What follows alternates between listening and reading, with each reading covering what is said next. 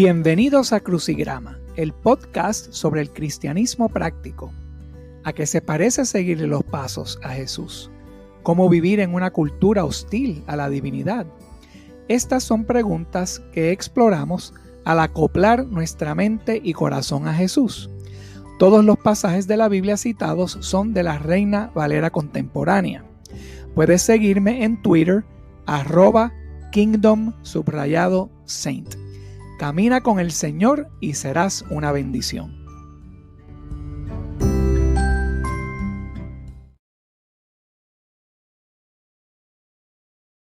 ¿Qué hace el Espíritu Santo hoy día? Les voy a dar una introducción que abarca bastante información y bastante detalle.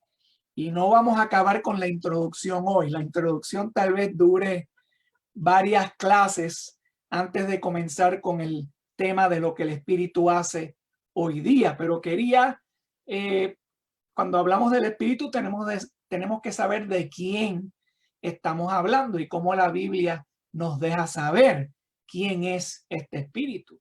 Si vamos al primer versículo de la Biblia, en Génesis, capítulo 1, versículo 1, leemos: Dios en el principio creó los cielos y la tierra. Dios en el hebreo es Elohim. La palabra creó es una palabra muy especial, bara.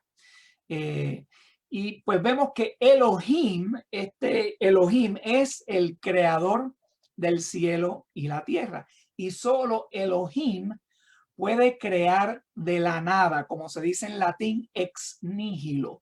Es esa palabra especial hebrea, bara, que se usa solamente en referencia a Dios, a Elohim. Solamente Elohim puede crear, más nadie lo puede hacer. En el segundo versículo de Génesis, rápido nos encontramos con el Espíritu Santo. Leemos en el versículo 2: la tierra era un caos total, las tinieblas cubrían el abismo y el Espíritu de Dios iba y venía sobre la superficie de las aguas. Aquí el Espíritu de Dios en el hebreo se conoce como Ruach, que es el suspiro o el aliento de Dios. El viento es como la palabra viento y espíritu tienen ese mismo significado. O sea que aquí vemos el espíritu o el aliento de Dios. Y si estudiamos un poco más a fondo esa palabra Elohim, quiero profundizar un poco más sobre ella. Elohim es una palabra plural, o sea, es como matrimonio. Cuando hablamos del matrimonio, sabemos que no estamos hablando de una persona singular, sino que estamos hablando de más de una persona, pero no más de dos.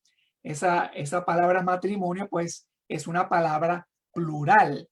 Al igual, Elohim en el hebreo es una palabra plural. O sea, cuando se dice Elohim, se está entendiendo que hay más de una persona en esa palabra. Y si hacemos un estudio cortito sobre la deidad, sobre qué es o quién es Elohim, quiénes son esas personas que se llaman Elohim, esas personas comparten tres características entre sí. Comparten lo que conocemos como la omnipotencia, que todo lo puede. Está en Dios el poderlo todo, ya que todas las fuerzas y las energías provienen de él. Segundo, omnipresencia. Elohim está presente en todo lugar y tiempo, ya que él vive fuera del encogimiento del tiempo y del lugar, del espacio. Dios, Elohim, fue el que creó las dimensiones del tiempo y el espacio, y por lo tanto él existe por encima de esas constricciones.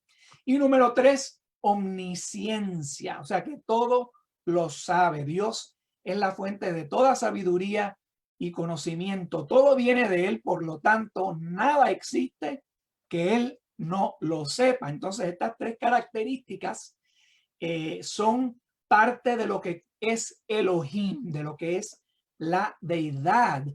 Y esta pluralidad de Elohim es reforzada en el versículo 26 de Génesis 1, donde se usa la frase hagamos al ser humano en nuestra imagen. O sea, ahí vemos el uso de esa pluralidad. Elohim no dice voy a hacer al ser humano en mi imagen singular, no, sino que dice hagamos pluralidad al ser humano en nuestra pluralidad imagen. ¿Quiénes están hablando entre sí? Sino las personas en Elohim, porque sabemos que nosotros no fuimos creados a imagen de ningún ángel o de otra criatura ya creada, sino a imagen de Elohim. Entonces, por ahora vemos en esta lectura del primer capítulo de Génesis que hay una persona o que se identifica una persona de esa deidad de Elohim, el espíritu de Elohim.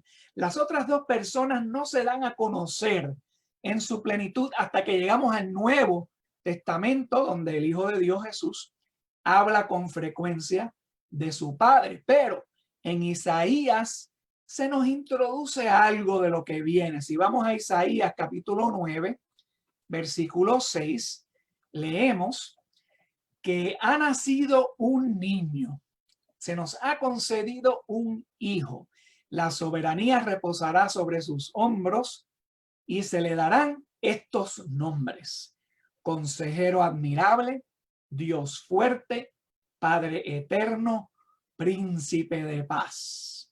Y aquí, claro, se habla sobre el Mesías. El profeta Isaías, por medio del Espíritu Santo, nos indica que el Mesías no es otro, sino el mismo Elohim. Y estos nombres que se le da, pues identifican esas características de Elohim que reconocemos en el Antiguo Testamento, por ejemplo. Y en el Nuevo Testamento, o sea, estas son características que él nos da un vistazo, nos avanza antes de conocer de veras quién es él en el Nuevo Testamento. Por ejemplo, se le nombra o se le conoce como consejero admirable. Y Jesús, en los versículos que vamos a ver dentro de poco, nos da a conocer que el Espíritu Santo en Juan 16 es el consejero, en el griego se conoce como el Paracletos, que nos acompaña hasta que Jesús regrese por nosotros. Otro nombre, Dios fuerte. Dios fuerte, o sea, Él es el único Dios que hay, punto. Él es el máximo. O sea, este niño que iba a nacer, esta criatura que iba a nacer de forma de carne humana, iba a ser no otro mismo, sino el mismo Elohim. Padre eterno. Esta es la primera vez que vemos a Elohim identificado como Padre, como el Padre eterno, del cual Isaías luego dice en Isaías 64:8, dice: a pesar de todo esto, Señor, tú eres nuestro Padre, nosotros somos el barro y tú el alfarero. Y número 4, príncipe de paz. Jesús es el único que se conoce como el príncipe de paz, en el hebreo shalom. Sin Jesús no puede haber paz entre Dios y los hombres. Al leer ciertos pasajes sobre el Espíritu Santo, a veces se malinterpreta el Espíritu como si fuese una esencia de Dios. Por ejemplo, en nuestro respirar, pues nosotros, nuestro aliento, nuestro suspiro, no lo vemos como otra parte de nuestro ser, sino como una esencia, como parte de nuestro vivir. Y a veces pues se ha malinterpretado el Espíritu Santo de esa forma, no como otro ser de la deidad único y con un trabajo exclusivo. Y claro, esto trae mucha confusión hasta que en el Nuevo Testamento podemos ver con mucha certidumbre de que sí, el Espíritu Santo es otro personaje, otra persona, con su trabajo exclusivo, con su identificación exclusiva. Pero aquí en el Antiguo Testamento, pues más o menos lo podemos ver. Hay otro otro personaje que se demuestra en el Antiguo Testamento, que lo quiero traer aquí un poquito, porque tal vez alguno me haga esta pregunta, y es el ángel del Señor. ¿Quién es el ángel del Señor?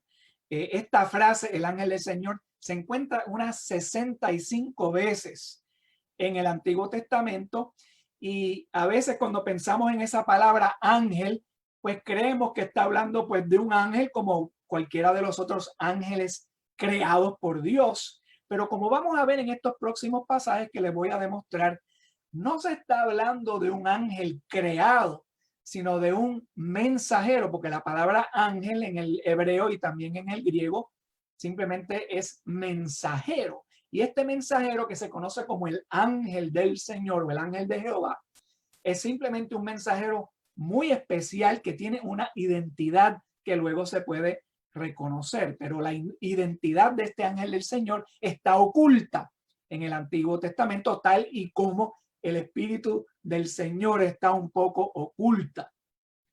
Vemos aquí, hay 65 veces que se encuentra esta frase. No las voy a repasar todas, solamente voy a repasar como tres de ellas, porque vemos el mismo tema resaltar en todos ellos. Pero aquí en Génesis capítulo 16, versículo 7, encontramos esta frase. Dice: allí, junto a un manantial que está en el camino a la región de Sur, la encontró el ángel del Señor. En el hebreo viene siendo Malak Yahweh, o sea que se utiliza el nombre especial de Dios, Yahweh, después de la palabra ángel, Malak Yahweh, el mensajero de Yahweh. Agar se topa con el ángel del Señor. ¿Y quién es este ángel del Señor? Pues no podemos reconocer mucho, su identidad está un poco oculta, pero podemos extrapolar de estos versículos ciertas cualidades.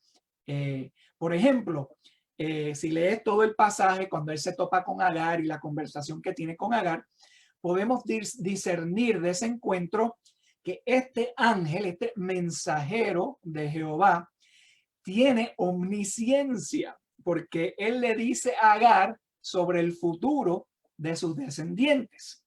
También podemos ver que tiene omnipotencia, porque él le hace unas promesas que van a ocurrir en un futuro específico. Él tiene ese poder de hacer esa promesa y de lograr esas cosas en un futuro específico. Vemos que está fuera del tiempo. Y también omnipresencia. Podemos ver que se destaca la omnipresencia de este ángel de Jehová, ya que Agar misma dice en el versículo 13, tú eres un Dios que me ve, o sea que todo está a tu vista. ¿Y y podemos ver entonces también una correlación con Jesús aquí, porque este intercambio que el ángel de Jehová tiene con Agar tiene una ternura familiar que reconocemos en Jesús en los evangelios. Por ejemplo, la mujer atrapada en adulterio en Juan capítulo 8, vemos aquí Jesús tener este intercambio con Agar de una forma comprensiva, de una forma compasiva. Agar ha sido maltratada, ha sido mal utilizada, y vemos aquí el ángel de Jehová nos muestra esa ternura con ella. Si vamos a Génesis capítulo 22 y leemos ahí del versículo 10 al 12, dice: entonces tomó el cuchillo para sacrificar a su hijo, pero en ese momento el ángel del Señor le gritó desde el cielo: Abraham, Abraham. Aquí estoy, respondió. No pongas tu mano sobre el muchacho ni le hagas ningún daño, le dijo el ángel. Ahora sé que temes a Dios, porque ni siquiera te has negado a darme tu único hijo. Fíjate cómo aquí vemos que el ángel se identifica como Dios mismo, porque dice: ni siquiera te has negado a darme tu hijo. O sea, este mensajero especial a veces no se habla de sí mismo en tercera persona, sino que a veces nos confundimos en la lectura. Bueno, ¿con quién está hablando él? ¿Con un ángel o con Dios? Y esa es la cosa especial que vemos aquí destacada cada vez que se aparece este ángel de Jehová. Y una de las uno de los pasajes que más se destaca este fenómeno de este ángel es en Éxodo capítulo 3. Vamos a leer 3 secciones de Éxodo capítulo 3, comenzando por el versículo 2, donde dice: estando allí, el ángel del Señor se le apareció entre las llamas de una zarza ardiente. Moisés notó que la zarza estaba envuelta en llamas, pero no se consumía. Tenemos que tener pendientes, hermanos, que desde este momento tenemos que entender que Moisés va a hablar con este ángel del Señor. O sea, tenemos que tener eso en mente, porque a veces en la conversación que tiene Moisés, de repente asumimos que él está hablando directamente o con Elohim o con Dios Padre, porque es una conversación muy personal. Pero hay que recordarse que el versículo 2 nos dice que el que se apareció allí y con quien Moisés tiene una conversación es con el ángel del Señor. ¿Qué dice ese ángel? Bueno, dice mucho, pero voy a enfocarme en el versículo del 5 al 6 y después del 14 al 15, donde podemos sacar una de estas características. Versículos 5 y 6 dice: no te acerques más, le dijo Dios. Quítate las sandalias. Fíjate cómo en ese mismo texto le dijo Dios Elohim: quítate las sandalias, porque estás pisando tierra santa. Yo soy el Dios de tu padre. Soy el Dios de Abraham, de Isaac y de Jacob. Al oír esto, Moisés se cubrió el rostro, pues tuvo miedo de mirar a Dios. O sea que el mismo ángel se identifica como Elohim. No es un ángel creado, sino es otro tipo de mensajero el que estamos hablando aquí. En el versículo 14 y 15 dice: yo soy el que soy, respondió Dios a Moisés. Y esto es lo que tienes que decirle a los israelitas: yo soy, me ha enviado a ustedes. Además, Dios le dijo a Moisés: dile a esto a los israelitas: el Señor, el Dios de tus antepasados, el Dios de Abraham, Isaac y Jacob, me ha enviado a ustedes. Este es mi nombre eterno, este es mi nombre por todas las generaciones. Y claro, está hablando del nombre yo soy, que en el hebreo es Yahweh, o el tetragramatón, como se le conoce, el tetragramatón. Tetra significa 4, gramatón nombre, el nombre de 4 letras, YHWH, que nosotros a veces decimos Jehová, pero en realidad es Yahweh. O sea que aquí este ángel del Señor se identifica como el mismo Elohim, el mismo Dios. Y Moisés se da cuenta que está hablando con Dios, ¿no? Y le tiene respeto, se cubre el rostro. Y este ángel exige adoración, o sea que no estamos hablando de un ángel creado, porque cuando los demás ángeles se aparecen en los textos, nunca exigen adoración, porque son criaturas. Pero este ángel sí, este ángel es un ángel especial, no es un ángel creado, es un mensajero de Jehová. Le exige a Moisés que se quite los zapatos porque está pisando tierra santa donde está ese ángel. Y vemos también, como vimos en los otros incidentes, que este ángel tiene omnisciencia. O sea, él le dice a Moisés que ha oído los gritos de los afligidos en Egipto, como dice el versículo 7. El ángel también muestra omnipotencia, ya que dice que él utilizará a Moisés para liberar su pueblo y va a mostrar su poder a Egipto. Tiene omnipresencia este ángel, porque cuando Moisés expresa dudas, el ángel promete estar con él, no importa dónde esté. Eso lo encontramos en el versículo 12. Y vemos otra característica más interesante que también vamos a ver en el mismo Cristo. Cuando el ángel revela que su nombre es el yo soy, vemos que él está utilizando la naturaleza atemporal e inmutable de Dios. Y ahí se correlaciona con Jesús.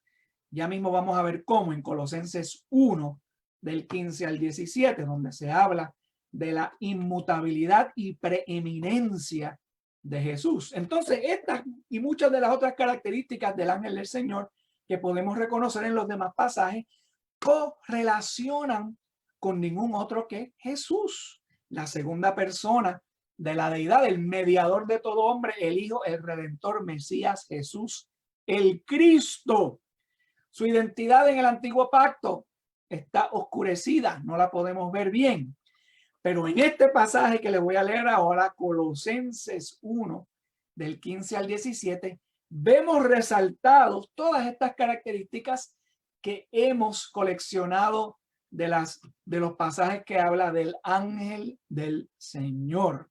Si leemos ahora Colosenses 1, del 15 al 17, vemos que dice, él, hablando de Jesús, él es la imagen del Dios invisible, el primogénito de toda creación, porque por medio de él fueron creadas todas las cosas en el cielo y en la tierra, visibles e invisibles, sean tronos, poderes, principados, autoridades, todo ha sido creado por medio de él y para él. Él es anterior a todas las cosas que por medio de él forman un todo coherente. ¡Wow! Ahí podemos, ¿qué podemos concluir de ese pasaje? Sino que Jesús es Elohim, Jesús es Dios, porque vemos aquí, está creado a la imagen de Dios. O sea, la palabra imagen que vemos aquí se traduce del griego representación, algo que es visible, porque sabemos que Dios es invisible, Elohim es invisible, pero Jesús es su forma representable, o sea, su forma visible, como leemos en Hebreos 1:3, que dice, el Hijo es el resplandor de la gloria de Dios, la fiel imagen de lo que Él es. Y Él, que sostiene todas las cosas con su palabra poderosa, después de llevar a cabo la purificación, se sentó a la derecha de la majestad. También lo vemos en Juan 14:9, donde le dice a Felipe, tanto tiempo que llevo entre ustedes y todavía no me conoces. El que me ha visto a mí, ha visto al Padre. Podemos ver aquí que Pablo en este pasaje de Colosenses también llama a Jesús el primogénito de toda creación. Muchas personas, en particular los testigos de Jehová, dicen que esta palabra primogénito indica que Jesús fue creado, que él fue la primera creación, pero eso es una idea errónea. Eso no coincide con nada de lo que hemos estado leyendo por ahora. Esa palabra primogénito viene del griego prototokos. Esa palabra prototokos se utiliza muy pocas veces en el Nuevo Testamento, y cuando se utiliza es en representación de la nueva humanidad, porque la palabra prototokos simplemente significa prototipo. Por ejemplo, cuando usted va a crear algo que no se ha creado, cuando usted se inventa algo y lo va a hacer por primera vez, usted crea un prototipo, y ese prototipo es una muestra de algo nuevo que usted va a hacer. Pues, ¿de qué es Jesús muestra? Pues en su transfiguración en el monte, cuando se transfiguró y se cambió, él nos mostró la nueva realidad. Jesús es el prototipo de la nueva humanidad, como nos dice Romanos 8:29, porque a los que antes conoció también los predestinó para que sean hechos conforme a la imagen de su Hijo, para que Él sea el primogénito entre muchos hermanos. Y ahí otra vez se utiliza esa palabra. Muy interesante, ¿no? Jesús es el prototipo. Él es el prototipo de la humanidad 3.0. Y si están averiguando por qué digo 3.0 y no 2.0, eso lo podemos discutir luego. Él es la imagen de Dios. Él es el prototipo, el primogénito, el primero creado en esa imagen, ¿no? Y también Él es el creador. Pero bueno, pero No habíamos determinado en el Antiguo Testamento que el único que podía crear ex nihilo de la nada era el mismo Elohim. Pues aquí se está refiriendo a Jesús a ser el creador. Creó lo visible, lo invisible. Él solo tiene dominio y poder. Él es deidad. Solamente la deidad puede crear de la nada. Y también en el último versículo de Colosenses 1:17 dice que Él es anterior a todas las cosas y por medio de Él forman un todo coherente. Eso se refiere a la inmutabilidad. Eso significa que Jesús no cambia, Él es el mismo a través de todo, que nada a Él lo puede cambiar.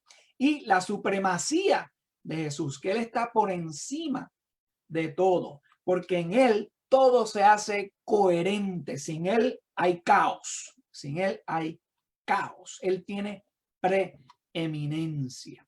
Entonces, pues en el Nuevo Testamento es a través de este Jesús que entendemos claramente la misión y el trabajo del Espíritu Santo. Jesús nos da a conocer todo lo del Espíritu Santo y lo del Padre. Él nos da a conocer la realidad de que Él tiene un Padre. Y entonces ahí podemos ahora entonces a ver que hay un Padre, hay un Hijo, hay un Espíritu Santo.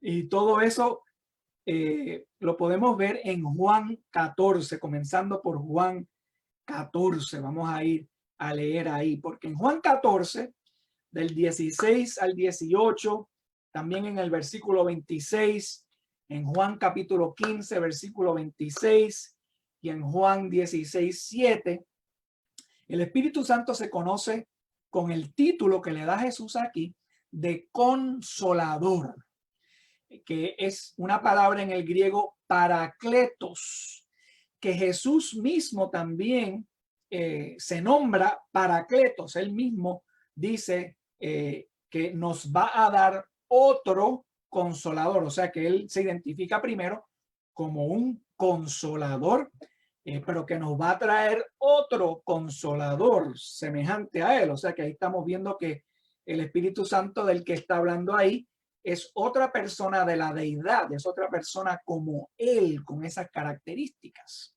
Primera de Juan 2:1 también vemos a Jesús como consolador.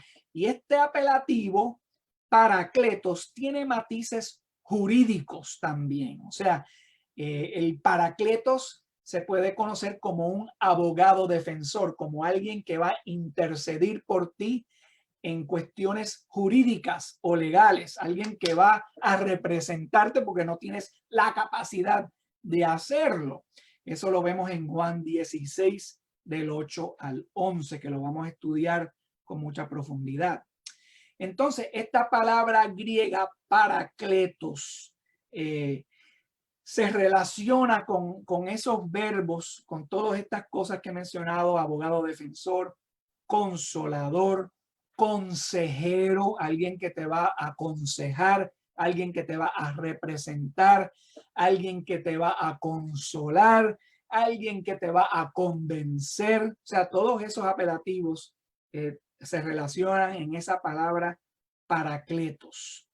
Vamos a comenzar a leer entonces sobre lo que Jesús nos dice en Juan 14, 16 al 18. Entonces, en esta parte de la introducción de este estudio, vamos a ver el trabajo general del Espíritu Santo. En esta introducción, esta es parte de la introducción que estoy haciendo, que no sé si la voy a acabar hoy o me va a tomar más de una lección, pero por lo que veo aquí, no sé si acabaremos con esta introducción hoy. Pero esta introducción simplemente conlleva el trabajo general que Jesús explica aquí en Juan 14, 15 y 16, el trabajo general del Espíritu Santo, el por qué Él va a enviar este consolador. Vamos a aprender sobre el trabajo del consolador y vamos a ver que hay una distinción entre los trabajos de las personas de la deidad, del Padre, del Hijo, del Espíritu Santo. Sabemos mucho sobre el trabajo del Hijo, del mediador, del Mesías. El trabajo principal de él fue pagar por nuestros pecados, absolver nuestra culpa, expiar nuestro pecado. Ese fue el trabajo principal del Hijo. Entonces el trabajo del Espíritu Santo es el que se sigue haciendo hoy día. Ya el Hijo terminó con su trabajo de expiar y ahora el Hijo está realizando su trabajo de mediador. Como nos dice la Biblia, Él vive para intercedir por los santos y eso es lo que Él hace ahora mismo ante el Padre, en el cielo, delante del trono de Dios. Él intercede por nosotros. O sea, Él está realizando ese trabajo de mediador ahora. Ya realizó el trabajo de expiación, de expiador. Ahora está realizando el trabajo de mediador. Y claro, rey, con toda la autoridad que tiene. Y nos envía el Espíritu Santo para hacer otro trabajo. El trabajo que hay que hacer ahora, ya que tenemos expiación de pecados, ya que tenemos mediador. Ahora Él dice, les voy a enviar el Consolador, el que va a hacer el trabajo en el mundo, el que va a continuar la misión en el mundo y en nosotros los que aceptamos el Evangelio. Y esto lo encontramos en Juan 14, 15 y 16, las palabras más claras que tenemos sobre el Espíritu Santo y su labor, su misión y su trabajo. Comencemos aquí con Juan 14, 16 al 18. Leemos. Jesús dice, yo le pediré al Padre. Vemos aquí que Jesús se humilla, está subyugado al Padre. El Padre tiene autoridad sobre Jesús. El Padre es cabeza de Jesús. Yo le pediré al Padre y Él les dará otro consolador para que los acompañe siempre. O sea que ahí vamos a ver que Jesús ya les estaba diciendo a sus discípulos que Él no iba a estar con ellos por siempre, que no era su misión acompañarlos, sino que es la misión del Espíritu Santo, del Consolador, del otro Consolador, acompañarnos hasta el final. Jesús lo llama aquí en el versículo 17 el Espíritu de verdad. En Génesis habíamos visto que se llamaba el Espíritu de Elohim. Aquí le dice el Espíritu de verdad, a quien el mundo no puede aceptar porque no lo ve ni lo conoce, pero ustedes sí lo conocen, porque vive en ustedes y estará en ustedes. Fíjese cómo él lo identifica aquí. Él vive con ustedes, él vive en este ambiente, se encuentra el Espíritu Santo. A Jesús ya no lo podemos ver porque no está en este ambiente visible, pero aunque el Espíritu Santo es invisible, dice aquí que Él vive. Él estará en este ambiente porque en este ambiente es donde va a realizar su trabajo. Pero más que eso, estará en ustedes. O sea que no solamente el Espíritu Santo va a habitar este ambiente, pero va a habitar personalmente en los creyentes. Dice él en el versículo 18, no los voy a dejar huérfanos, volveré a ustedes. Y ahí está hablando de cuando él va a regresar, ¿no? O sea que nos fijamos aquí en estos versículos que Jesús llama al Espíritu Santo otro consolador, y identificando que Jesús también era un paracletos.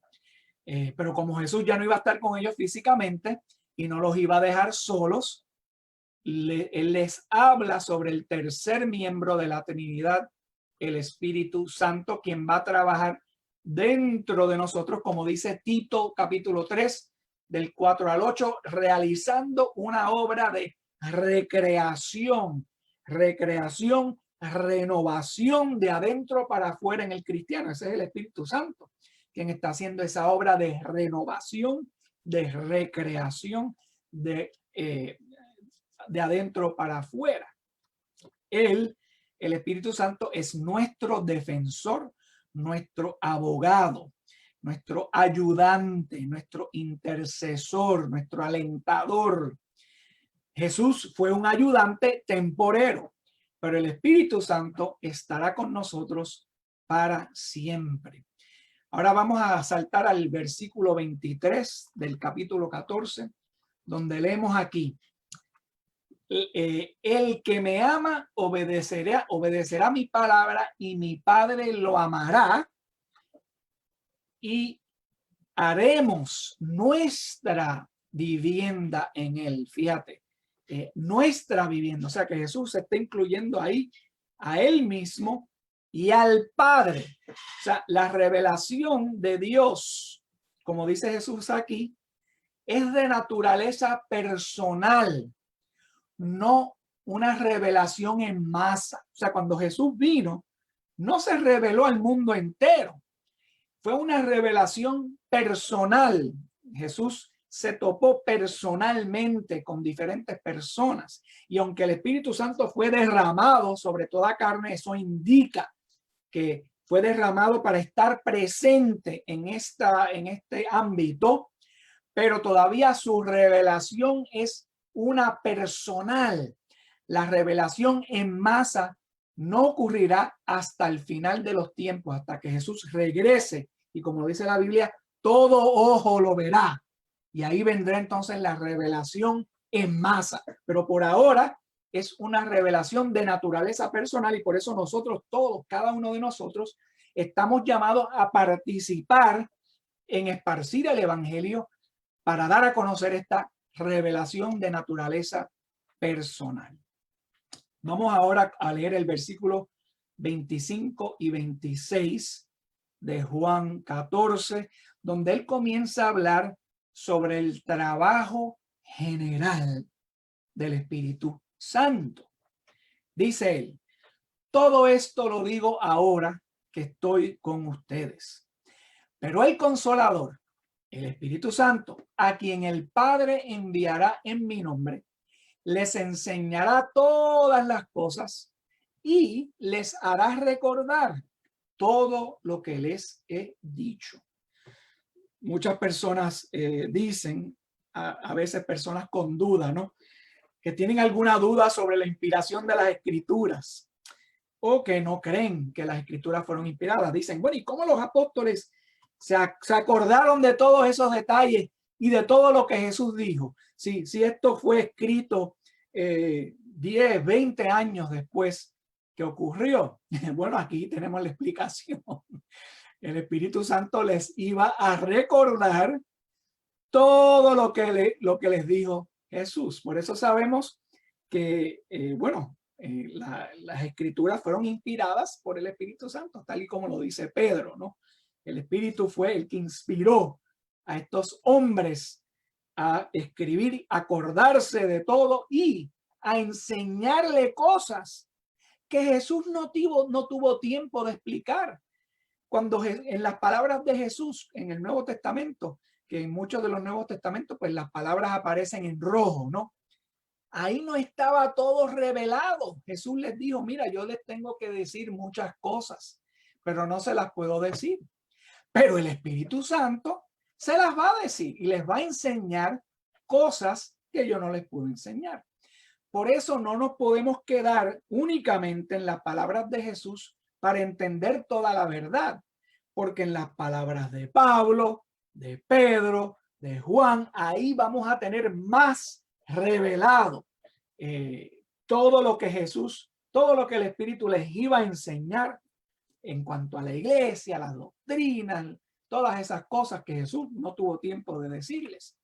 Todo eso se revela en las demás escrituras, y él les iba a recordar todo lo que se había dicho. O sea, gracias al Espíritu Santo tenían esa buena memoria todos ellos.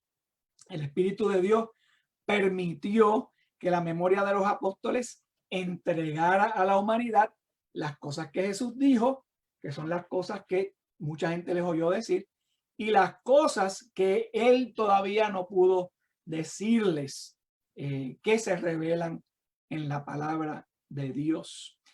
Vamos a leer ahora el versículo 26 y 27 de Juan 15. Vamos a Juan 15 ahora. Juan capítulo 15, versículo 26 y 27. Dice él: cuando venga el Consolador, que yo les enviaré de parte del Padre, el Espíritu de verdad que procede del Padre. Me encanta cuando Jesús habla del Consolador. Él quiere que todos nosotros entendamos estas cosas, que Jesús lo iba a enviar, que viene del Padre, que es el Espíritu de verdad. Él testificará acerca de mí. Eso es uno de los trabajos principales del Espíritu Santo. Iba a testificar de una forma muy personal a los apóstoles, no necesariamente a nosotros, ahora que vinimos después de los apóstoles. Para los apóstoles iba a testificar de una forma muy personal, de una forma más milagrosa, porque iba a hacer que ellos se recordaran de todo y también les iba a revelar cosas. Eso no ocurre ahora, porque ya tenemos la palabra de Dios. Ahora mismo el trabajo es otro, pero en ese primer siglo, parte de ese trabajo de testificar conllevaba un trabajo específico para esos apóstoles.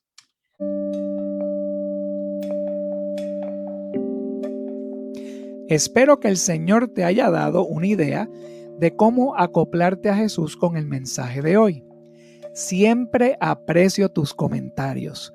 Puedes enviarme tus pensamientos, reflexiones y comentarios directamente a través de la aplicación Anchor. También puedes conectarte conmigo a través de Twitter, @Kingdom_Saint. Camina con el Señor y serás una bendición.